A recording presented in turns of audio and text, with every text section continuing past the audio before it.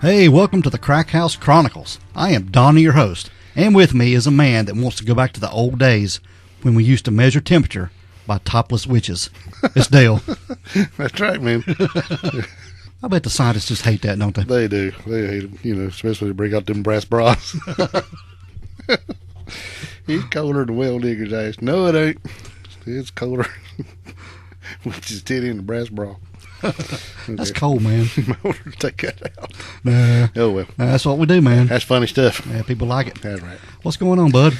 Oh, well, getting ready to do a good show here, man. It's nice weather. I'm feeling good today. I think we've about shook this sickness shit, and everything's good, man. Yeah, everybody's good. I think I like it right here in the new bat cave. Yeah. Really good deal here. Yeah, we got a good setup now. This like is awesome. Yeah, feels like home, don't it? Oh, it does, and we're going to get some more stuff and make it more user-friendly. Yeah. And we might post some pictures of it later on. We might. We might not. Yeah, we might charge you $1 on Patreon to see it. Yeah, we might do that. But we appreciate everybody that listens to us on our platforms. Oh, we do. Yeah. Thanks to you guys all just came back in a rush for this last show and made me proud. Well, Dale, this is going to be the last episode for this year. Oh, no. 2021. I'm sad. But we're going to be back in 2022 with some more good stuff, Good man. stuff. Yep. But in the meantime, while y'all are missing us till the end of the year, go to the store page. I got to throw that. I haven't put it in there in a while. Well, never mind. I was going to say if you order by tonight, you can get expedited shipping, but you won't hear us tonight. No. Just go to the store page, get you some merch, help support the Crack House, help keep the lights on. That's right. You should have had it on your Christmas list already. If you ain't, you're about too late. Yeah. But you should have. And shame on you if you didn't. Yeah. Shame. Shame on you.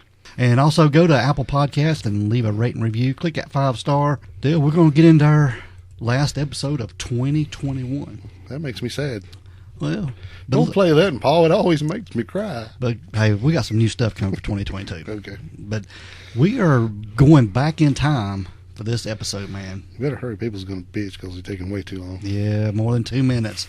Let's see. We're already 3 minutes in, hadn't even started our case. Man. Yeah. That's okay. Yeah, but we're going back in time. It's an extended episode because it's our last one. We'll just use that for this is going to be a doozy too. Let's go back in time. Yep, and we're going way back to the year of 1905. That's way back, over 100 years ago. Speaking of, your birthday was yesterday. Happy late birthday. Well, thank you. I had a really good birthday yesterday, but every time everybody listens to this, it'll be several days old. So yeah, but they got to see that cool picture I made. So yeah, it was very cool. Yeah, okay. Actually, a little bit of backstory on that picture.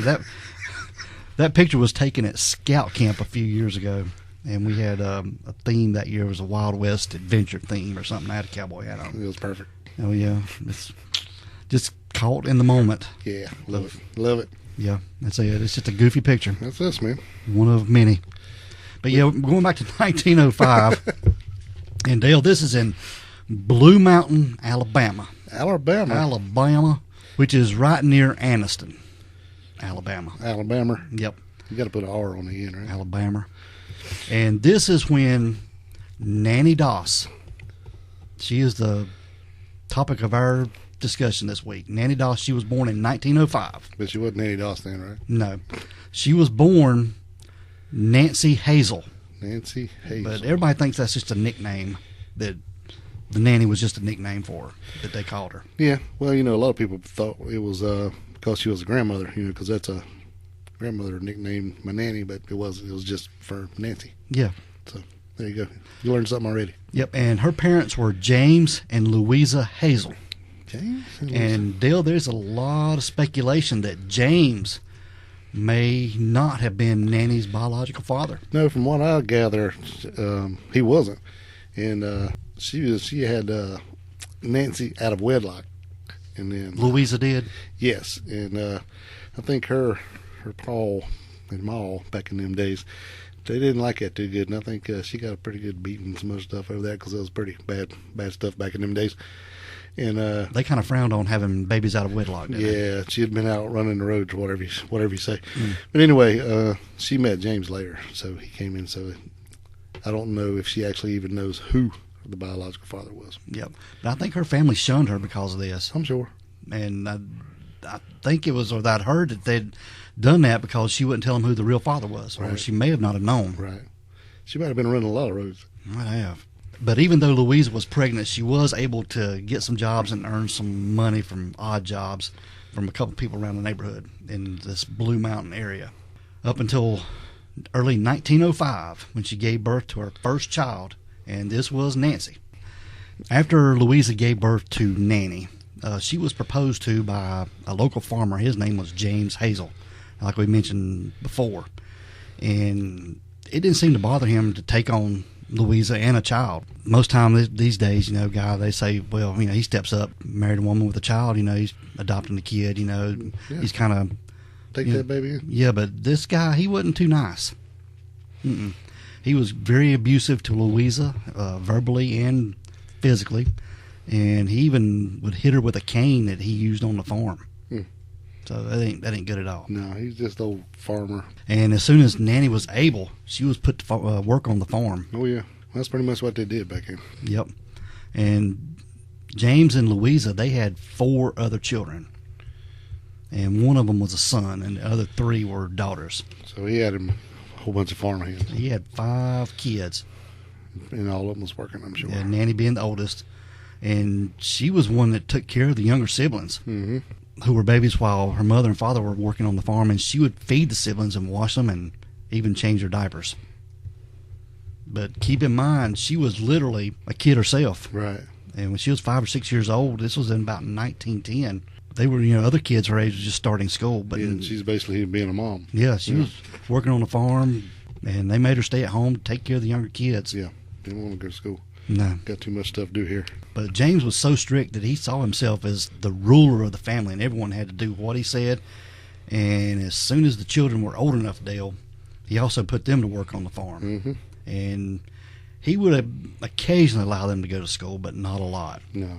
But most of the time, he demanded they stay at home and work for him, and he cared very little about getting any proper education for them kids or anything like that. Right. Well, a lot of times back in those days, that's the way it was.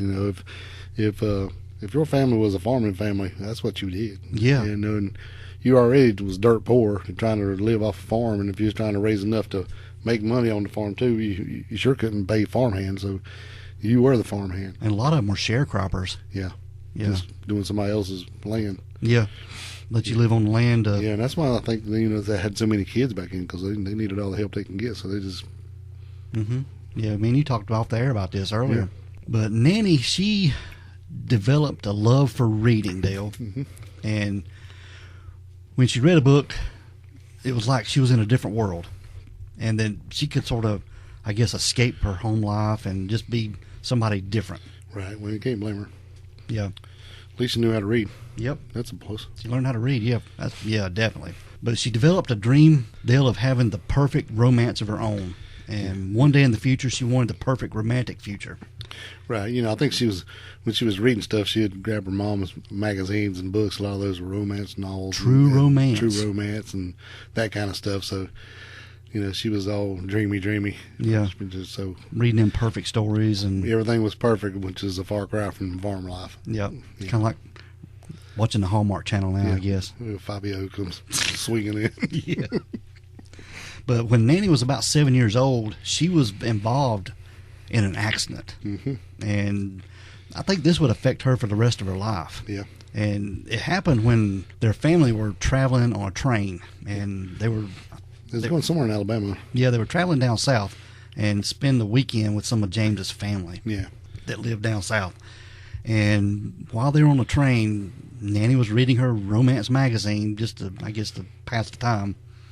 And this when the driver of the train had to slam on the brakes. Yep. I think it was a pine tree or something had been knocked over on the tracks.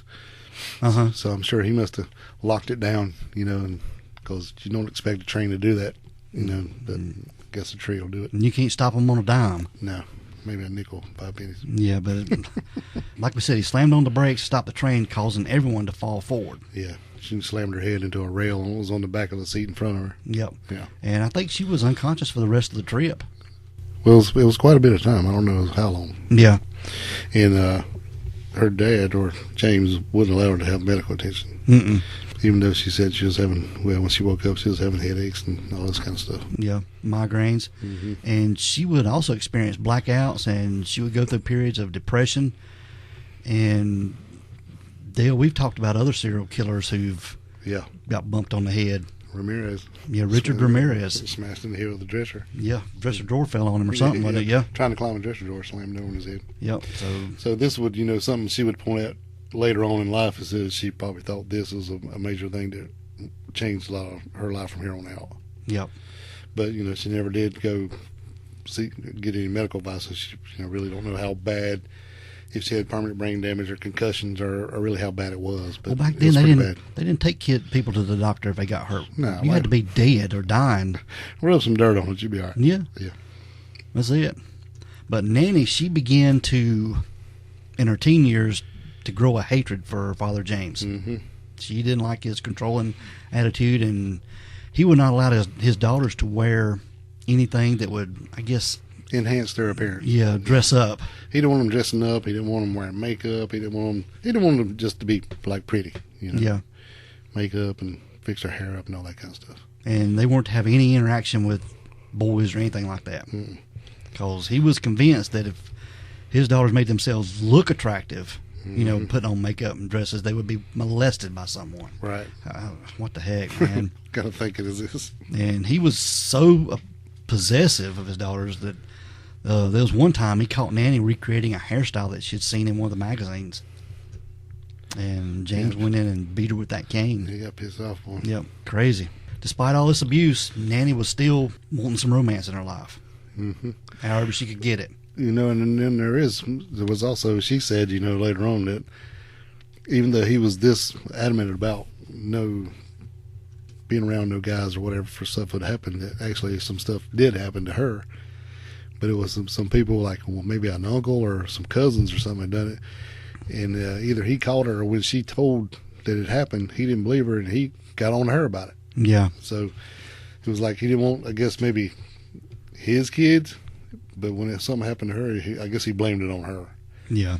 Or some kind of stuff like that. But I don't know. I guess we'll get into that when we get into it. But before I forgot, I was wanting to put that out there. That it's kind of weird that he was so controlling. But yet, when it happened, he didn't get pissed off at the people who did it. Yeah. This makes no sense.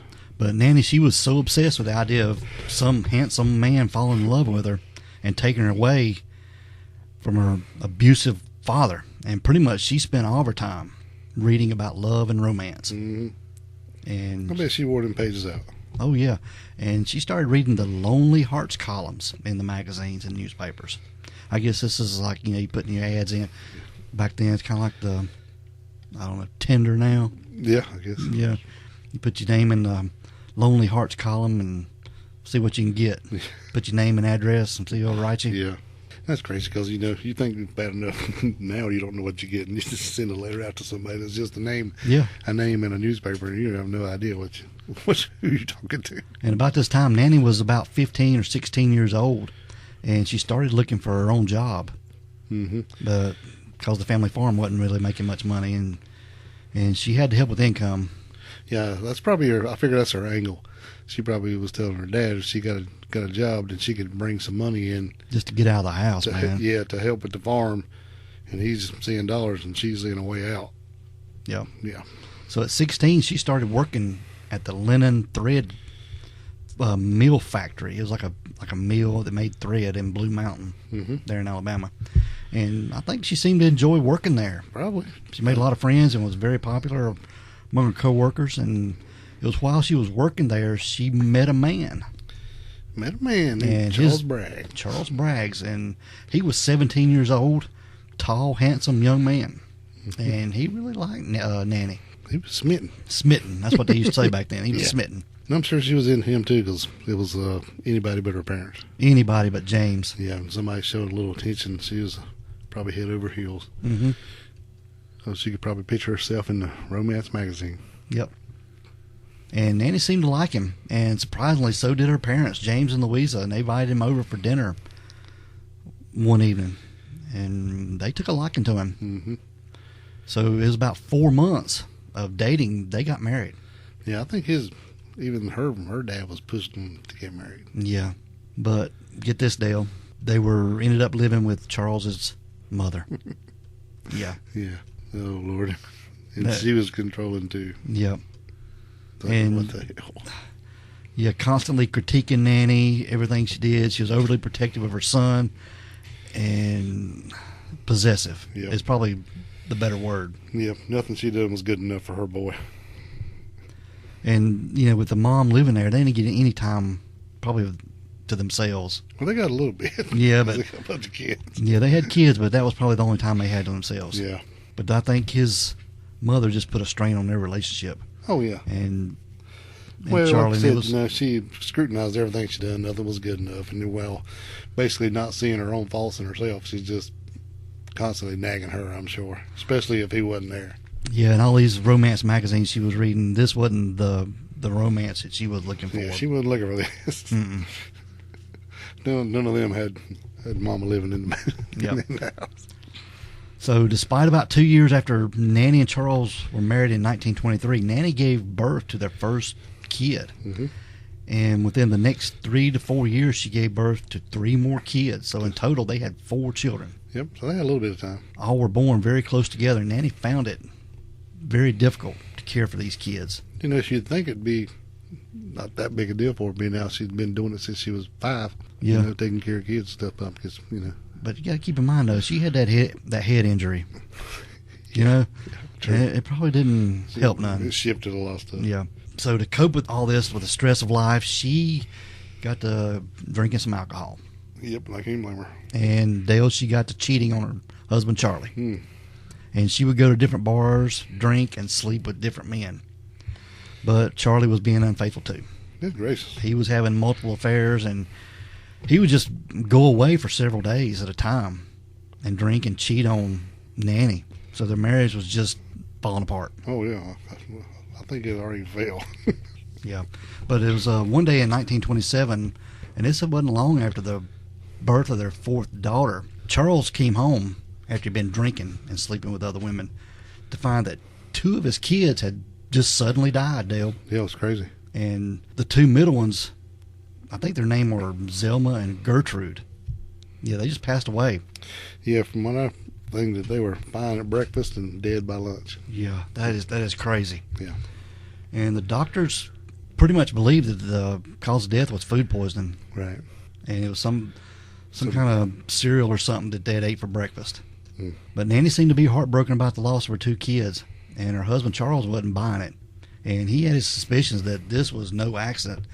And Dale, in fact, he believed that his wife Nannie had actually poisoned the kids herself. He's a pretty smart fella. Yeah. The stress of having 4 young children, and yeah, he believed that she had got rid of them. Mm. So it was just one night Charles packed his bags and he left. Yeah, he woke up with the oldest daughter, Melvina, and they left. Yeah. I think he left the youngest one because she was still nursing, but he took the oldest daughter and got the hell out of Dodge. Yeah. Yeah, the youngest one was Florine. Yeah. But just let you know that Charles was the only husband that she didn't kill. Yep. So we're going to get into more right here. Mm-hmm. Fixing to pick up. Yeah, in 1928, Charles returned home. He came back, but him and his daughter came home, but he had a new woman with him. Oh. And he wanted a divorce. Yeah, I think his new woman was a widow. Yeah. And she had a son of her own. Right. So they all came in and then told her that she wanted a divorce, and Nannie agreed because she wanted one too. Mm-hmm. So she packed up all her things and she went back to her parents. Yep. To the farm. Back to the farm. Taking her 2 remaining daughters, Malvina and Florine, with her. Some names, ain't it? Yeah, and Charles just moved on with his life with his new family, and yeah, he just got out lucky. Yeah, barely escaped. Yep. So I'm sure she fell right back into reading Mama's book. Yeah, and she was still looking for that love of her life, and she was still looking for one of these men that she'd been reading about in her columns, and she had started talking to a guy, actually a 22-year-old. His name was Robert Franklin Harrelson, and he was a factory worker from Jacksonville. He was actually 2 years younger than her. He was 22 and Nannie was 24. Right, and it was exchanging letters. Yeah, that's the way they communicated. They couldn't text back in. But it was letter texting. Yeah. And Nannie would send Robert pictures of herself, and they quickly fell in love. Oh, yeah. And they married and moved in together in a 2-bedroom property in Jacksonville with Nannie's daughters. And this relationship was also not a happy one, Dale. Nope. Robert would drink and had a lot He had a temper. Yeah. Put it that way. And he also had a criminal record. For assault. Yeah, and he would often go out drinking and would regularly get into fights with people from bars. And he could get quite violent Like I said, when he was drunk. You never know who you're writing. So they can say what they want to say. So now she's found out pretty much she's married to her daddy, with that kind of rage. Mm-hmm. So you get in rages in his wife and all that stuff. Yep. But, it's kind of crazy, all this craziness and abuse and stuff going on. They ended up being married for 16 years. 16 years. But during this time, her two daughters, Malvina and Florine, grew up and soon became adults. Yep. And this when their eldest daughter, Malvina, she was 18 years old, and she married a man named Mosey Haynes. Mosey. In 1942. And the next year, in 1943, she gave birth to their first child. And it was a little boy named Robert Jr. How the hell was it Robert Jr.? Yeah. Robert Jr. Of course, I do know a guy I went to school with. His name was Robert Jr. Smith Jr. Okay. Was on his license. He wasn't lying. Robert Jr. Smith Jr. Yeah. Okay. All right, go with it then. Yeah, man. Yeah. And then 2 years after the birth of their Robert Jr. in 1945, Malvina and Mosey had another kid. And this time it was a healthy baby girl. And Malvina's second birth was quite difficult. Yeah. She had a long, traumatic birth. Yeah. It was very exhausting for her. Yeah, it was so bad that Nanny sat by her side the whole time she was in the hospital. Yeah. Even at points running people out of the room. Wouldn't let nobody around her. Right. But it was at this point, doctors and medical staff left the room for only a couple minutes. And by the time they arrived back, Malvina's baby girl was dead. And the examination of the baby's body showed really no cause of death. And the doctors just assumed that, it was because the birth was lengthy and the baby had most likely been deprived of oxygen for too long. So that's pretty rough. Yeah. All that time and all that pain going through that stuff, and then she's dead right away. But now, Malvina believed that Nannie had killed her baby. Mm-hmm. Yep. Yeah, she confided somewhere she thought she had dreamed it. Yeah. And she thought she had dreamed that she saw Nannie take a hat pin and then stick it down in the soft spot in the baby's head. Yeah. Now, she didn't know for sure because I guess I'm sure she was medicated somewhat, but it's just what she thought. And then someone else said they thought they saw, actually, Nannie had a hat band was twisting it around her finger afterwards. Now, I don't know. Yeah. But, yeah, that's up for speculation, but that's what Malvina claimed that she saw. That's what she believed, yeah. Yeah. And if there's any truth to it, Nannie had actually murdered her own granddaughter, Dale. Yeah. But Malvina couldn't prove anything. Couldn't prove it, no. Mm-mm. She knew that probably no one would believe her anyway because Nannie really came across as a loving and caring grandmother. Right. And no one would have believed that she would have... Be capable of doing something like that. Yeah, exactly. I mean, hell, that's just that's a pretty rare thing, I would think. Yeah, but shortly after the death of their daughter, Dale, Malvina and Mosey separated, and Malvina soon began dating another man who was a soldier. And Nannie really disapproved of this relationship. She really didn't like this man for whatever reason. Right.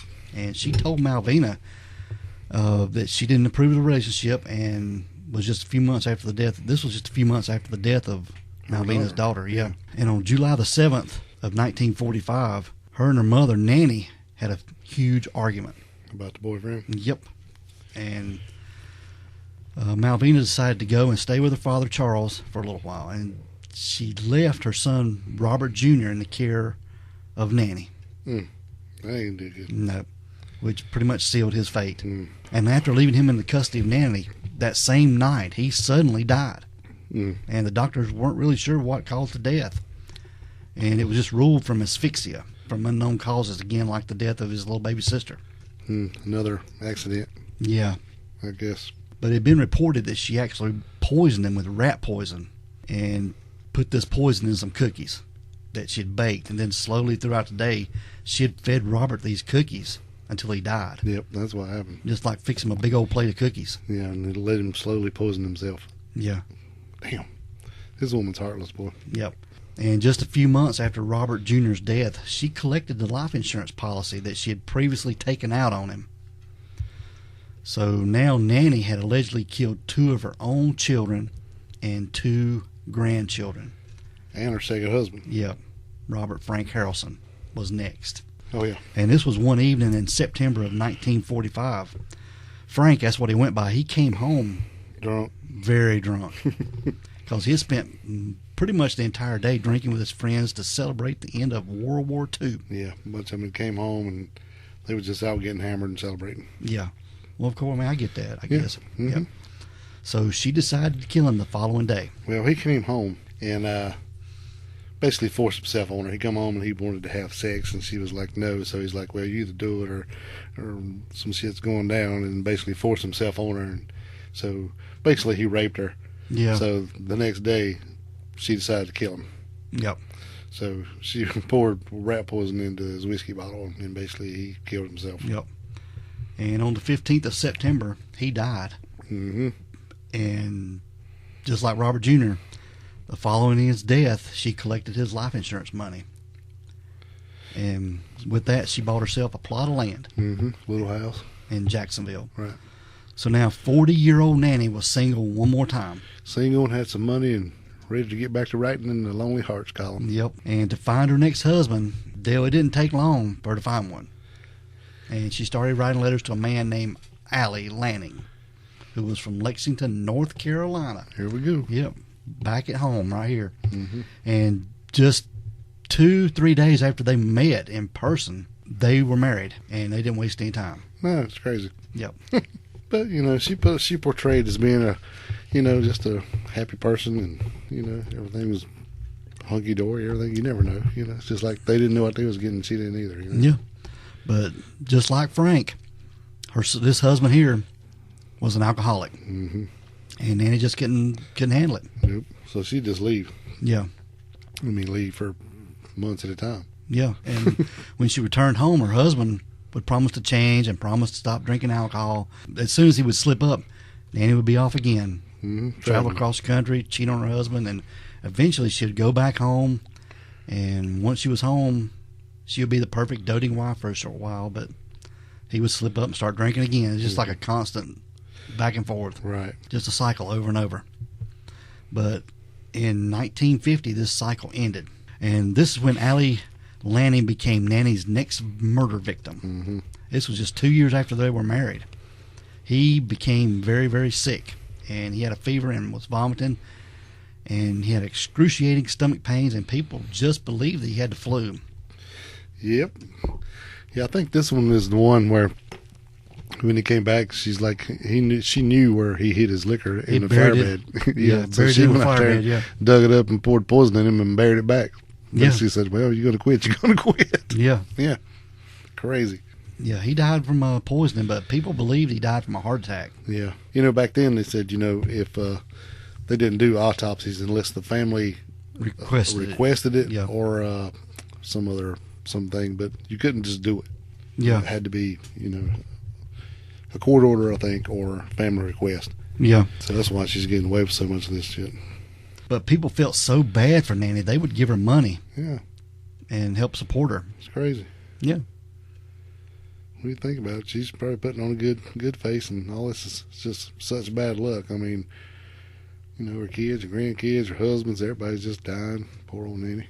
Mm-hmm. But for these murders, a lot of sympathy and a lot of life insurance money. Yeah. On this one, she collected life insurance policy, but found out later that in his will, actually his house was left to his sister. But she figured out the way it was in the insurance, if something was to happen to the house, then she would get the insurance money off of it. So, I don't know, it wasn't right away, but it was like, I don't know, I want to say 8 weeks, but that might be too long. It was 8 days. It wasn't long. It wasn't too long. Not long after that, the house caught fire and then burned to the ground, therefore giving her the insurance money and leaving the sister with nothing but a pile of ashes. Yeah. So, she found a way around that, too, because she wasn't going to get the house and just pissed her off. Oh, I bet it did. Mm-hmm. So she just burned it down and got the money anyway. Yeah, it went straight in her pocket. Mm-hmm. Following the death of her third husband. Yep. She moved in with his mother. That's crazy. Mm-hmm. Yeah, she just killed her husband and moved in with his mom. Yep. And you guess it, she didn't live too long either. Nope. And she moved in to take care of her and killed her off. Poisoned her too. Yep. This reminds me of so much of Velma Barfield. A lot. Yeah. that we covered back. I think it was episode 37. Yeah, 37. Yeah. Reminds me so much of that, but Nannie was just so much more involved. She's more wide open by this point. Yeah. It's just crazy how much she just doesn't even take time for stuff to calm down. Seems like it's less like, well, whatever, they didn't call me yet. Yep. And it was this point Nannie moved in with one of her sisters, whose name was Dovey. Yeah. And she went in to go help for her because Dovey was having, I think she had cancer. Yeah. And she was pretty bad off. So, and it was kind of funny, a lot of people, didn't say a lot about it, but she had never really been much to come around and to be with her sister until she found out she was about to die.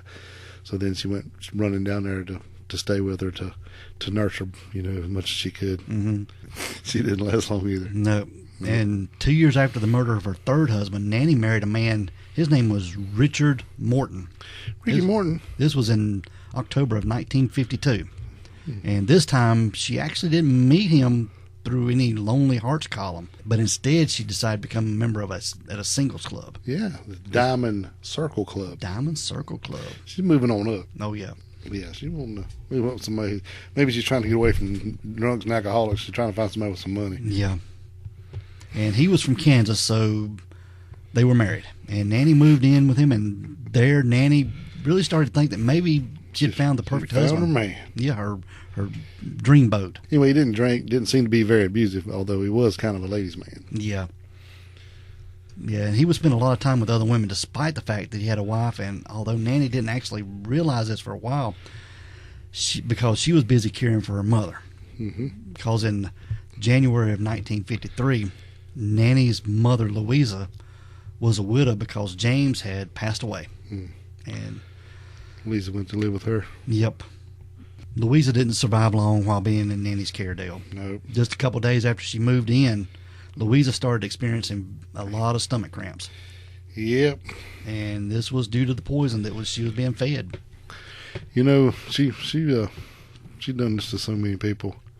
And it's talking about, like cramps and the abdominal pain and stuff. A lot of us from coffee or this prune pies that she made. She was making some prune pies. And I don't know about you, but she wouldn't kill me because I don't drink coffee, and I damn sure ain't eating no prunes. No. But that prune and apple pie just don't sound good to me at all. All right, sorry, I just put that out there. Yeah. And it was after her mother died that Nannie finally realized that her fourth husband was not the man that she thought he was. No. He wasn't the perfect man. He was gone, he would leave and go back, and be gone for a while and come back. But he would always bring her gifts and stuff. And at first it was okay, then it got to be longer and longer. And then I think she went one time to get her hair done somewhere. And while she was in the beauty parlor, she learned that he had a whole lot of girlfriends, and he was buying them all these same gifts and having them house those. Boy, that really pissed her off. Mm-hmm. So she decided that Richard he had to go. Needed to go. So Richard mysteriously died on the 19th of May in 1953. And just 2 months after Richard was murdered, Nannie was 48 years old and married once more. 2 months. Yeah, 2 months. And this was husband number 5. And his name was Samuel Doss. Samuel Doss. Yep. Officially making Nannie, changed her name to Nannie Doss, what she went by. Right. What we was calling her in this episode. Yeah. But Samuel was from Tulsa, Oklahoma. And he had recently lost his wife and 9 children after they were killed in a tornado in Arkansas. Yeah, awful. Yep. Reminds me of these tornadoes we just had that came through Kentucky and tore that place all to hell. Crazy. Yep. But he was grieving, and he was lonely, so he wanted to find someone that he could spend his life with, and in comes Nannie. Here she comes. I got you, boy. I got you right here. I got you some prunes. Apple pie, and if you want some cookies. I'll hook you up. Yep. But he was smitten and fell head over heels for her. Mm-hmm. And Samuel regularly went to church. Yeah, I think he was like a highway inspector and also a part-time preacher or something in church. Yeah. Mm-hmm. But he was described as being a good and decent man. Mm-hmm. But very, very different from Nannie's previous husbands. Yeah, he didn't drink and stuff, but he was pretty tight on the money. Yeah. And he thought her magazines were stupid. He didn't like her reading them romance magazines and didn't want her watching TV, and he thought this was when TV was hitting its prime. Yeah, just coming in, and she didn't want her. He didn't want her watching her programs, is what she said, and then pissing her off, and so things just fixed to go south. Yeah. So I think actually she had left for a while.